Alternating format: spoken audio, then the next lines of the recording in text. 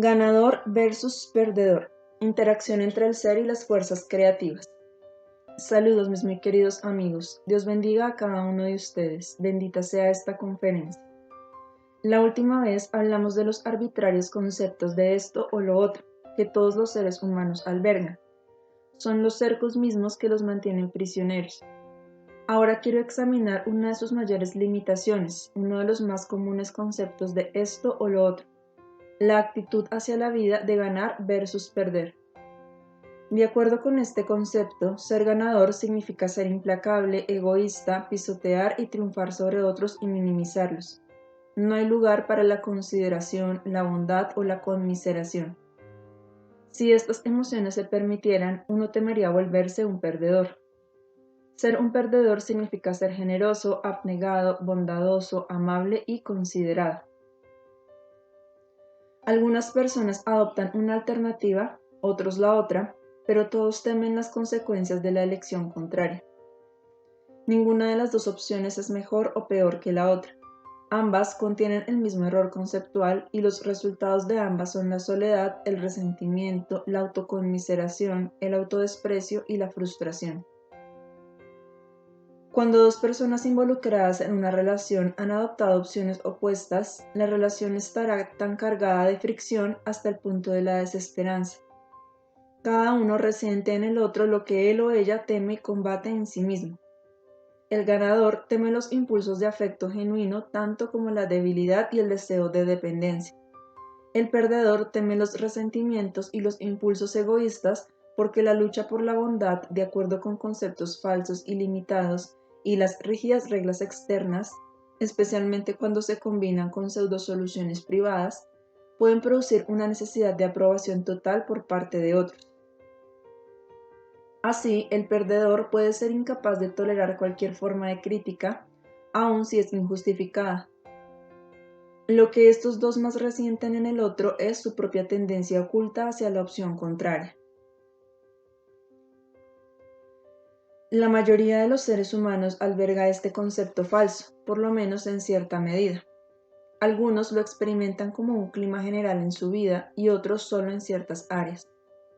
Tienen un sentimiento vago que, traducido en palabras concisas, sería: si no puedo tener lo que quiero, pierdo, o a fin de no perder, debo ser duro y despreciar a los demás. Este último está convencido de que a final de cuentas también va a perder, a menos que esté dispuesto a sacrificar la necesidad de calor humano, aprecio y amor. Este es un precio alto que pagar, aun si fuera verdad que entonces uno ganaría. Pero como uno nunca se permite relajarse, bajar la guardia, soltar, el ganador no puede experimentar que el sacrificio del calor humano está motivado por una idea falsa. El ganador cree que hay una oportunidad de ganar a costa de paralizar el propio ser. Como este no es un camino que conduzca a la victoria, la negatividad aumenta y uno empieza a dudar de sí, de su fuerza, de su suficiencia. Es de gran importancia en esta fase del patchwork detectar el sutil clima que los hace suponer, anticipar y por lo tanto, o pelear de una manera improductiva contra perder o resignarse a ello. ¿Sienten que tienen que ser el cruel a fin de no ser el pobre estúpido? ¿O se resignan a este último papel enorgulleciéndose de su decencia mientras que se trata tan solo de que no se atreven a desafiar al mundo y las reglas que parecen decretar que la bondad significa privación? En ambas actitudes, la culpa y la incertidumbre son inevitables. El ganador le hace demandas extenuantes a su ser que no solo son imposibles de realizar, sino que son destructivas para todos los interesados. El perdedor, por otra parte, le hace demandas al mundo y a otros para recompensar a su ser por la felicidad sacrificada. Como el perdedor no sale a buscar su propia realización, otros deben obtenerla por él y ofrecérsela como recompensa por su autosacrificio y su bondad. Esta demanda no puede ser satisfecha. Este concepto de ganar o perder es trágicamente incorrecto. Es tan innecesario. Es trágico porque lo que creen profundamente debe parecer que es cierto, ya que han empezado a moldear su comportamiento de acuerdo con esta creencia. Como ya lo saben, las imágenes siempre aparecen para confirmar sus conclusiones equivocadas. ya sea que sacrifiquen la decencia humana a fin de ganar sus derechos y realizaciones, o que sacrifiquen estos últimos para ganar lo primero, siempre perderán. La creencia de que solo existen estas dos alternativas es errónea y muy limitante. Es efectivamente posible afirmar sus derechos y buscar lo que desean sin ser crueles ni privar a nadie de nada. De hecho, es necesario que busquen lo que desean, pero cuando están convencidos de su conclusión errónea limitada, debe hacerlos sentir culpables buscar lo que desean. De ahí que una sutil corriente del no pondrá barricadas en el camino.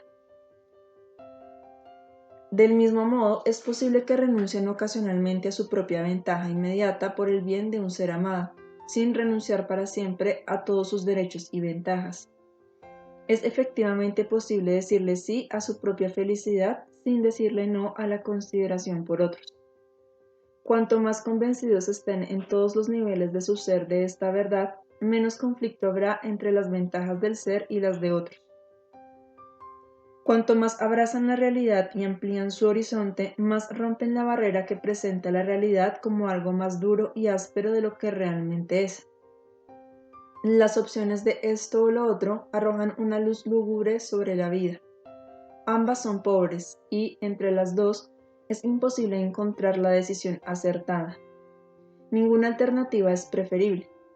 Descubrir que este tipo de elección no tiene que hacerse trae una increíble liberación de la culpa, la infelicidad, la frustración, de esperar impotentemente algo que otros nunca pueden brindar. Los libera de la debilidad y la dependencia, de la necesidad de minimizar a otros y triunfar sobre ellos. Cuando esta perspectiva más amplia de la vida es asimilada por su conciencia más íntima, la paz y la certidumbre deberán llenarlos. A algunos de ustedes, amigos míos, les es posible sentir el sutil clima de la atmósfera oculta de esto o lo otro. El gran progreso en su camino los ha traído cara a cara con el clima que emanan. Aunque es muy claro, no será inmediatamente accesible a su conciencia hasta y a menos que hayan explorado las profundidades de su ser más íntimo. Cuando hayan alcanzado esta conciencia y encontrado las áreas en las que dan por sentada la limitación a elegir entre dos opciones igualmente indeseables, y la resultante desesperanza de ganar u obtener satisfacción, entenderán claramente por qué están insatisfechos en ciertas áreas, por qué tienen dificultades y por qué la vida es tan difícil y está tan cargada de ansiedad. Es esta precisa idea falsa tan negativa lo que crea el sufrimiento. Traigan a la superficie la manera en que este concepto falso ejerce su influencia en ustedes. Traduzcan sus reacciones emocionales en palabras concisas. Analicen su significado y después comparen el resultado con las áreas de su vida en las que son más sanos y están más satisfechos porque están en la realidad. Enfrentarse a la expectación interior de acabar como un perdedor de una manera u otra es un paso decisivo en la evolución de un individuo. La comprensión plena de su limitada perspectiva significa una transición interna importante y el resultado es la renuncia a la opción limitada. Significa saber la verdad de que el amor y la autoafirmación pueden coexistir. De hecho, son interdependientes. Pueden entonces concebir las muchas otras opciones que tienen acerca de cualquier tema dado. Verán entonces que la verdad siempre ha existido, que buscar lo que debe ser suyo sin titubeos ni culpa y al mismo tiempo abrirse a la otra persona ya no parecen contradicciones. De hecho, con seguridad experimentarán entonces que cuanto más se abren a su propia realización, más abrazan la de otros y están dispuestos a concedérsela. Y a la inversa, cuanto menos sienten que merecen su realización y se cierran a ella debido a conceptos falsos, más impiden automáticamente la realización de otros. Entonces deben privar a otros a fin de satisfacerse, porque ¿cómo pueden darles la satisfacción que ustedes sienten que no tienen derecho de recibir? Después de esta transición específica, nuevamente experimentan la gran verdad que acaba con la exclusividad mutua. De una conciencia de esto o lo otro pasan a otra de plenitud e inclusividad. Mi consejo es que examinen su conflicto ganador-perdedor como su actitud general hacia la vida, así como en áreas específicas de su personalidad. La tendencia de la humanidad a escaparse de la realidad no suele basarse en el miedo de hacer frente a aspectos desagradables, sino con la misma frecuencia y en un nivel más profundo, en el miedo de las personas a la felicidad, la realización y la plenitud de la vida. A fin de realizar la expansión personal y la autoexpresión con su concomitante dicha, es necesario explotar los propios recursos internos y descubrir el pozo de fuerza divina en lo más profundo de la psique, con toda su verdad y su amor. Sin embargo, esto les parece a muchos una empresa tan imposible y peligrosa que fingen que la vida es sombría e inútil, y se aferran a otros para que los sostengan y los salven, antes que renunciar a esta falsa salvación. Entonces pueden adularse pensando que son realistas, porque muchas veces parece más realista aceptar el sufrimiento y el dolor que permitirse vivir constructivamente y explorar la posibilidad de la felicidad, que con demasiada frecuencia se considera poco realista. Para un buen número de personas es sumamente difícil enfrentar el hecho de que la vida podría ser significativa y bella, porque aceptar esto exige el valor de ver la verdad dentro del ser. En la medida en que enfrentan y entienden la verdad, se convierten en creadores de su propia vida, dando continuidad así al proceso creativo del universo. No hay un límite a lo lejos que pueden llegar en su expresión de la belleza, la sabiduría, la felicidad, la realización y la productividad, para ustedes y para otros. En el grado en que se liberan de los conceptos de esto o lo otro, el miedo da lugar a la verdad y ustedes se expanden. Los procesos de su vida psíquica se extienden, su individualidad se estira y expresa la belleza potencial de la vida.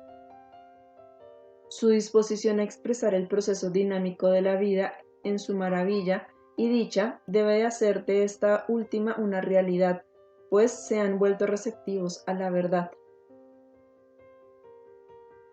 Para hacer esto es importante entender y expresar el equilibrio adecuado entre el ser y los poderes universales que constantemente están en acción en cualquier proceso creativo. ¿Cómo interactúan con el ser? ¿Hasta qué grado está comprometido el ser? ¿Hasta qué grado están comprometidos los poderes universales? Este equilibrio es esencial para el proceso creativo, ya sea la creación de un ser vivo, la creación de arte o ciencia, de una relación o la manera, el estilo y la atmósfera de su destino personal. Donde quiera que tiene lugar la creación, los poderes universales deben estar en acción. La gente suele confundirse a este respecto. Siente que sin estos poderes creativos nada valioso puede llegar a existir. Por otra parte, todas las filosofías iluminadas enseñan que los hombres y las mujeres son los dueños de su destino y deben crear su vida de acuerdo con sus inclinaciones personales. La felicidad o la infelicidad es el resultado de la personalidad, de creencias, actitudes y conceptos.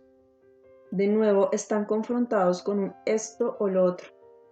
Creen que deben elegir entre hacer caso omiso de estos poderes creativos y confiar en la mente y la voluntad exteriores, que no pueden llegar muy lejos, o no confiar para nada en el ser y exteriorizar los poderes universales en una deidad exterior, que inevitablemente los decepcionará.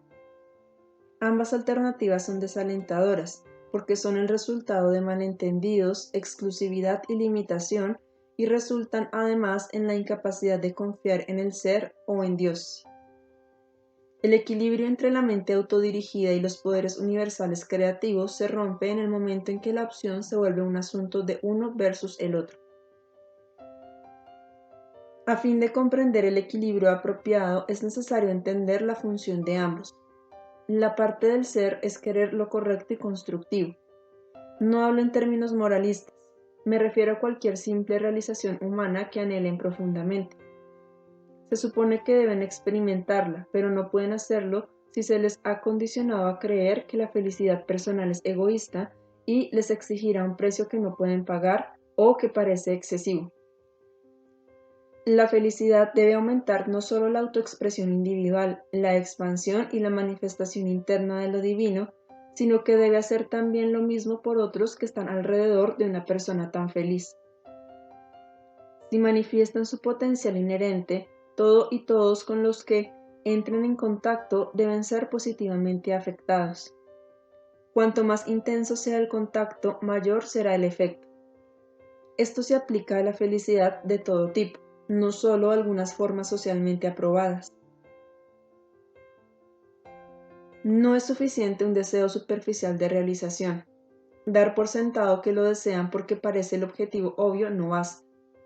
Dejar el deseo en una neblina no formulada no es suficiente. Deben desalojarse todas las contracorrientes inconscientes, todos los errores conceptuales.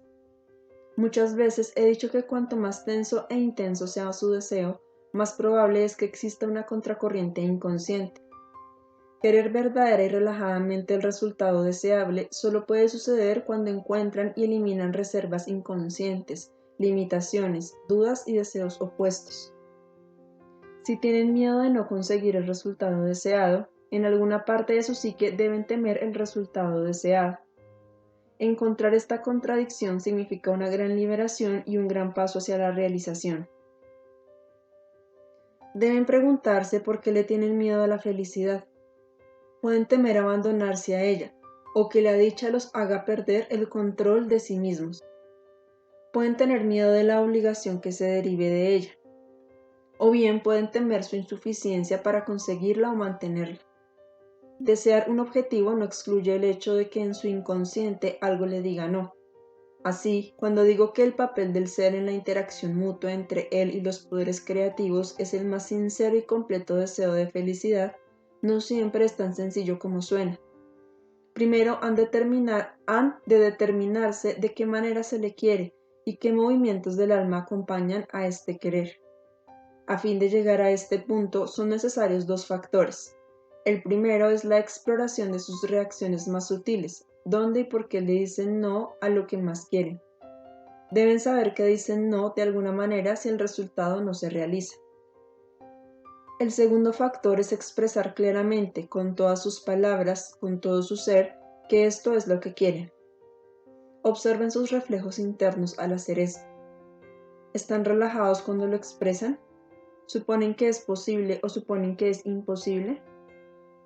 Si pueden darse respuestas verdaderas a estas preguntas al observar los movimientos de su alma, están más cerca de eliminar las obstrucciones que cuando las ignoran o se sienten libres de cualesquiera contracorrientes.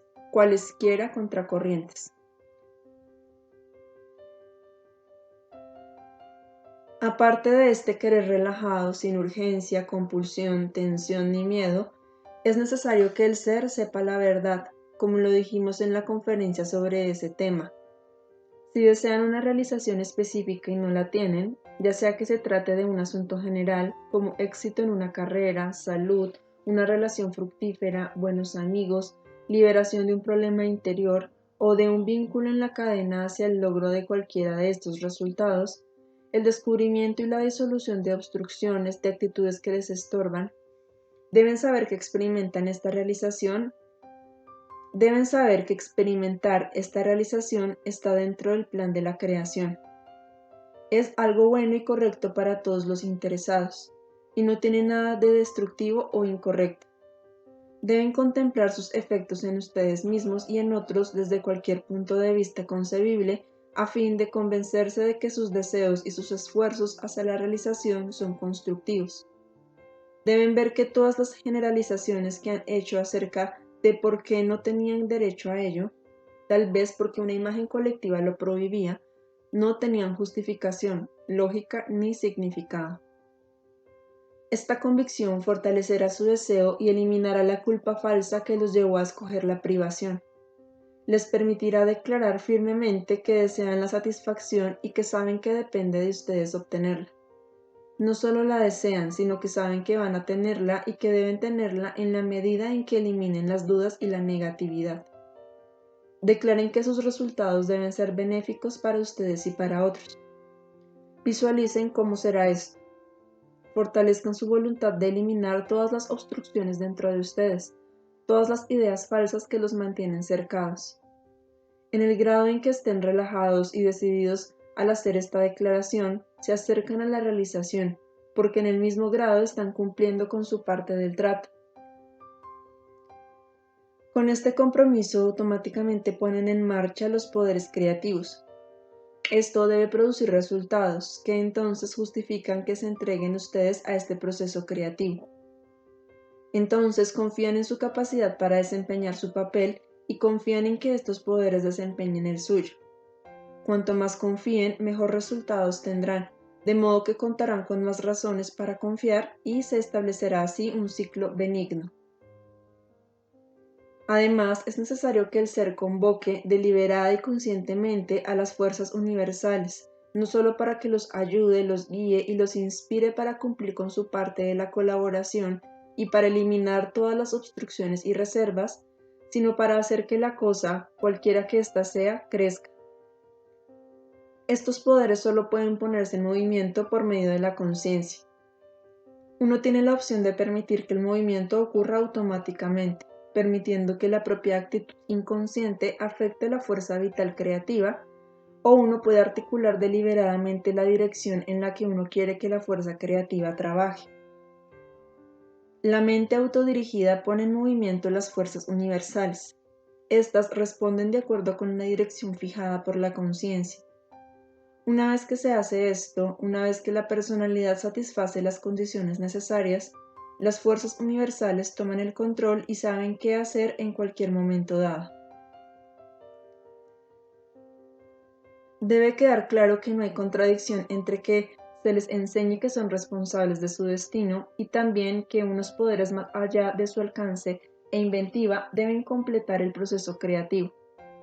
Compárense con un jardinero que debe preparar la tierra, pero que no puede hacer que la planta crezca. Preparar su propia conciencia es como el jardinero que prepara la tierra. Eliminar los conceptos equivocados es análogo al jardinero que arranca las hierbas. Remover sus bloqueos es como remover las rocas del suelo que impiden que las raíces y luego las plantas se extiendan. Implantar conceptos veraces es comparable a sembrar las semillas. Cultivar la actitud apropiada y esperar pacientemente a que la semilla eche raíces y pueda brotar es comparable al jardinero que cuida la tierra, cerciorándose de que tenga suficiente luz, humedad y nutrientes. El jardinero cumple así con su trabajo, propicia la existencia del proceso creativo y hace posible que éste tenga lugar. Pero no es el jardinero quien posee la capacidad de convertir una semilla en un árbol, un fruto o una flor.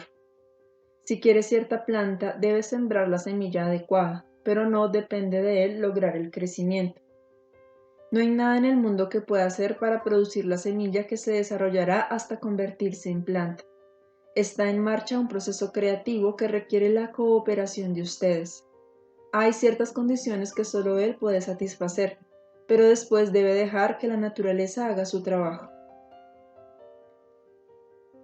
Muchas veces desean un resultado específico, pero lo que siembran es la semilla del resultado opuesto. Esto produce desconfianza en la vida.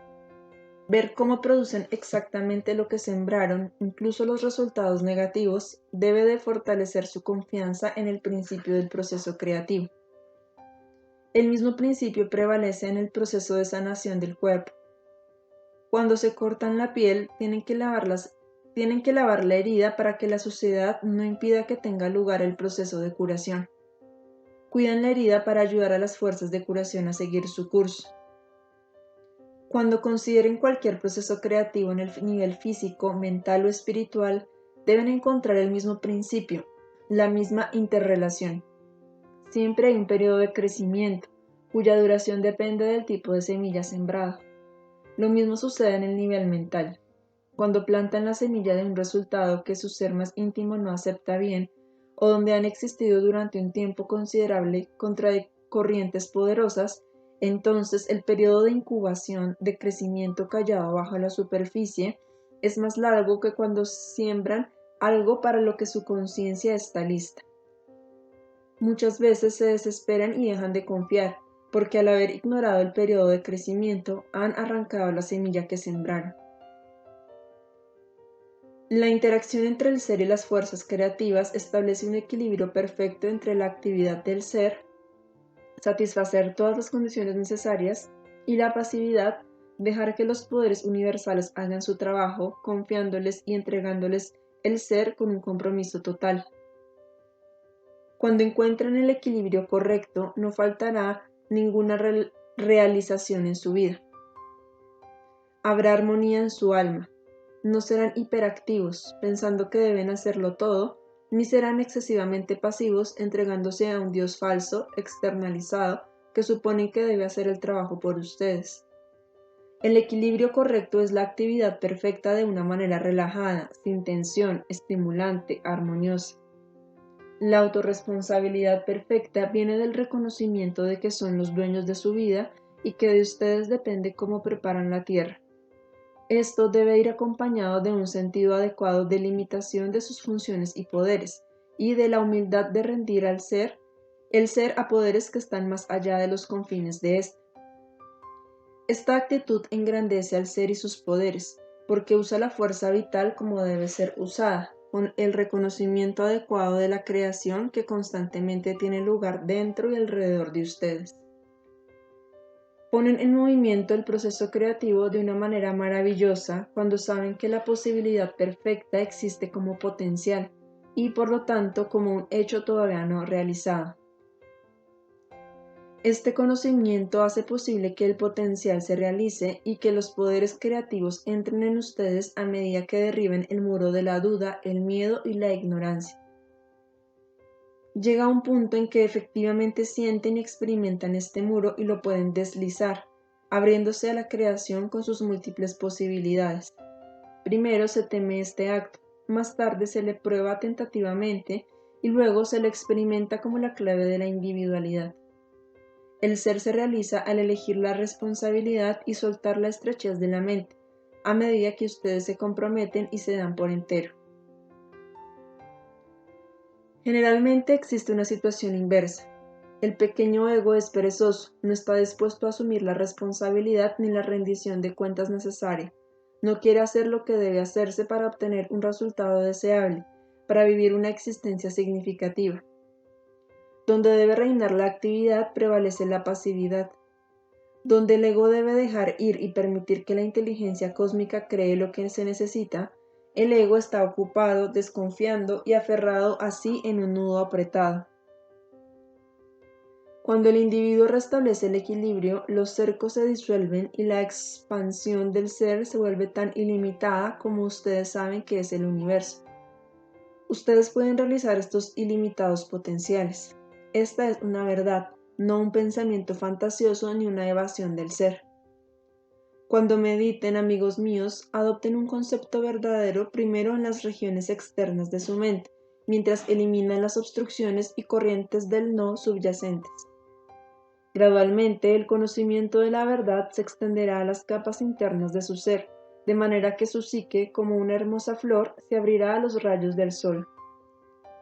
A medida que cada capa se empapa de verdad, es nutrida con una vitalidad nueva que fluye a través del organismo.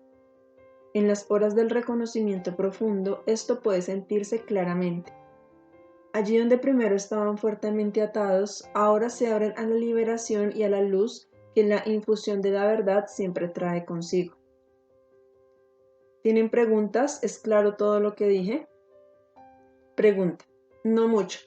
He oído decir que cuando uno ora a las plantas, estas crecen mejor que las que no reciben esta influencia. Cuando siembro en mi inconsciente lo que realmente quiero, sigo sintiendo que no puede producirse.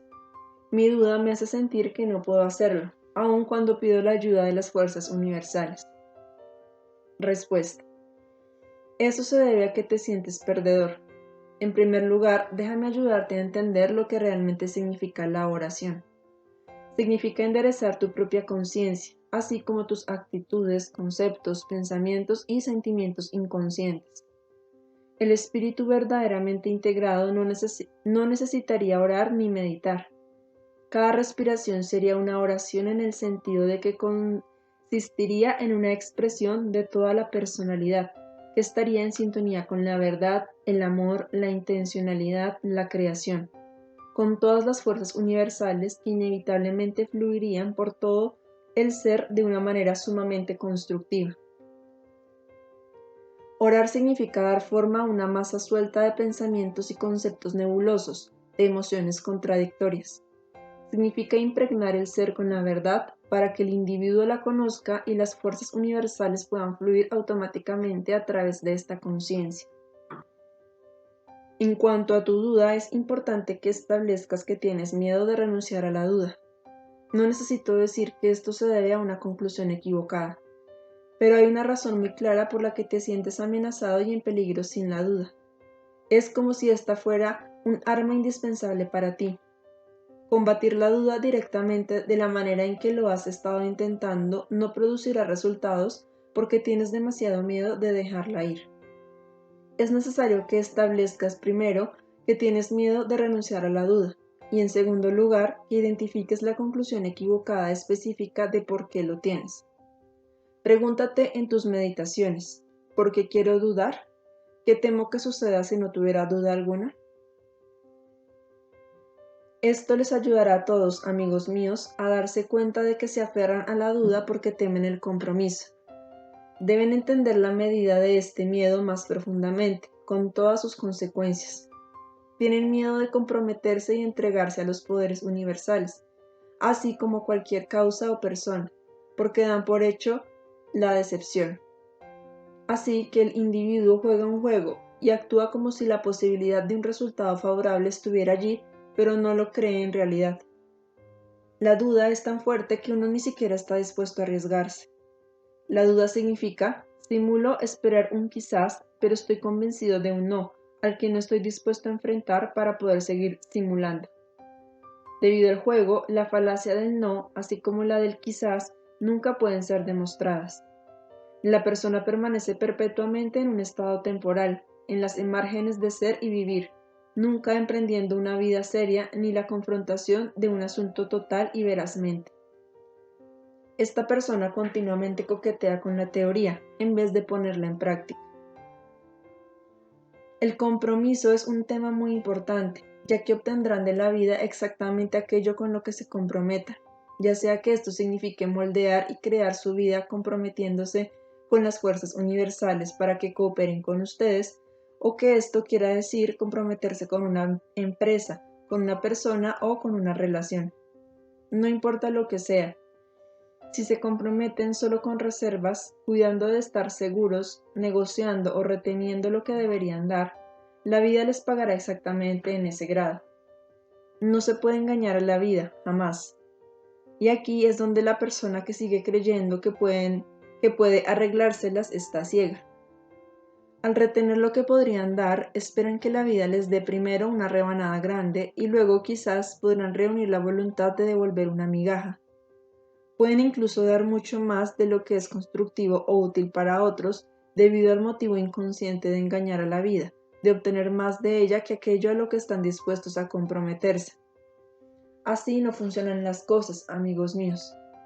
Tienen miedo de un compromiso de todo corazón, porque creen falsamente que éste les exige renunciar a su inteligencia, a sus derechos, a su autoconservación, a su capacidad de elegir, a su autodeterminación. Eso no es cierto. Significa sencillamente una integridad plena, un propósito directo, ninguna evasión, ninguna motivación oculta. Hacer la cosa por la cosa misma, sin subterfugios. No significa una necesidad ciega y con toda certidumbre. No crea la indefensión frente al abuso. Todo lo contrario. El compromiso pleno presupone una elección con los ojos bien abiertos, la libertad de hacer esto sin compulsión, conflicto ni culpa. Pero esta elección requiere que estén muy conscientes, y no pueden estar conscientes si huyen de sí mismos. La conciencia general es el resultado de la conciencia de sí mismos. Debe empezar con el enfrentamiento sincero del ser, con la confrontación valiente de las reacciones emocionales más arraigadas. Entonces crece la conciencia de la vida y de otros.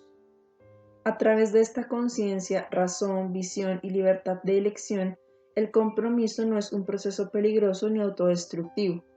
No es una compulsión o un impulso ciego, sino una maravillosa extensión del ser, un abrazo a la vida, un impulso hacia el desarrollo del ser y de otros. Este es el poder real y sano que resulta del crecimiento espiritual. Esta es la autosuficiencia que no excluye al amor ni las relaciones profundas con otros. Este es el punto fino de equilibrio donde no es mutuamente exclusivo ser firme y amar, ser autosuficiente y tener una interdependencia sana, ya sea con las fuerzas cósmicas o con otros seres humanos. Pero el compromiso debe existir, pues de lo contrario eres pobre y estás vacío. ¿Está claro? Pregunta. Sí, está claro. Incluso he descubierto ya esto en mi trabajo privado. Ahora sé que nunca me he comprometido realmente a nada por miedo. Puedo sentir que puedo comprometerme, pero tengo miedo de que si lo hago y no funciona, estaré perdido, así que no me atrevo a hacerlo. Respuesta. Ya lo ves, esta es precisamente la razón por la que te sientes insatisfecho en las áreas importantes de tu vida. Pero ahora que observas y entiendes causa y efecto, tienes la llave para cambiar. Tu impaciencia arranca cada semilla que siembras. Como dudas, llegas demasiado rápido a la conclusión de que los resultados son negativos y no permites que transcurra el tiempo necesario de incubación, la planta interior e invisible que está bajo tierra.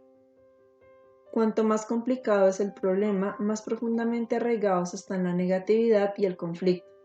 Por lo tanto, las fuerzas sanadoras tienen que trabajar indirectamente de eslabón en eslabón hasta que trates de llegar al resultado final directamente. Así pues, cuando encuentres la duda, debes considerar eso primero, entenderlo en su causa y efecto y eliminarlo antes de que llegues a la meta que deseas alcanzar, pero no puedes debido a la duda. Cuando una realización importante está bloqueada por innumerables errores conceptuales pequeños, estos deben enfrentarse uno por uno. De lo contrario, las obstrucciones no pueden eliminarse y no puede tener éxito el trabajo por el resultado final. Ahora son capaces de convencerse de la irracionalidad de no comprometerse. No son presa de ello, ni son víctimas de su duda. Es necesario que se arriesguen a descubrir la verdad, aun si la verdad es lo que temen que sea. Deben amar la verdad por encima de todo, en vez de preferir un quizás y nunca reconciliarse con la vida. Si aman la verdad, también renunciarán a la impaciencia. Avanzarán paso a paso y le darán tiempo a su deseo como un científico que investiga paciente y laboriosamente, sin huir del esfuerzo, del tiempo, del ensayo y el error, que no espera la mayor de todas las verdades apresuradamente. Sé que han dedicado muchos años a esto. Sin embargo, no es el número de años que han trabajado sin compromiso y con impaciencia, sino que la calidad del compromiso total con esfuerzo paciente es lo único que traerá resultados. Ni los años ni la cantidad de esfuerzo pueden reemplazar el compromiso interno pleno. Las fuerzas universales tienen un propósito, y este es la integridad, la salud, el desarrollo y la expresión de los aspectos divinos. Se aplican a sanar el lugar donde existe la distorsión y a restaurar y llenar los lugares de incapacidad y vacío. Cuando las obstrucciones son demasiado grandes, este mismo poder se desvía y temporalmente aparece como un movimiento destructivo descendente. Esto no significa que haya otro poder maligno en acción, es la misma fuerza benigna que se vio forzada a tomar una desviación. El principio del crecimiento indirecto se vuelve obvio una vez que se le entiende por completo. Entonces pueden observar que funciona alrededor de ustedes. No confiarán menos en el principio del crecimiento porque necesite cierto lapso de tiempo para que la semilla se convierta en árbol y para que las creaciones de la mente y el espíritu se desarrollen en toda su gloria. Traten de trabajar en estos movimientos del alma con los conceptos que les he dado, siempre encontrando y eliminando primero los errores conceptuales. No sobreimpongan los conceptos correctos, sino que evalúen y comparen con la ayuda de su propia capacidad de pensamiento cuál es la verdad y cuál el error. La realización personal y la expansión plena los esperan a todos ustedes. Ese es su destino. Cada uno debe, tarde o temprano, llegar a la comprensión de que mientras la vida es lo que ustedes creen que es, temporalmente, a final de cuentas, es lo que saben que es. Esto significa que el potencial, la posibilidad, aún en esta esfera terrenal, es una felicidad indescriptible. Una vez que esto se concibe, se abren vastas y bellas posibilidades.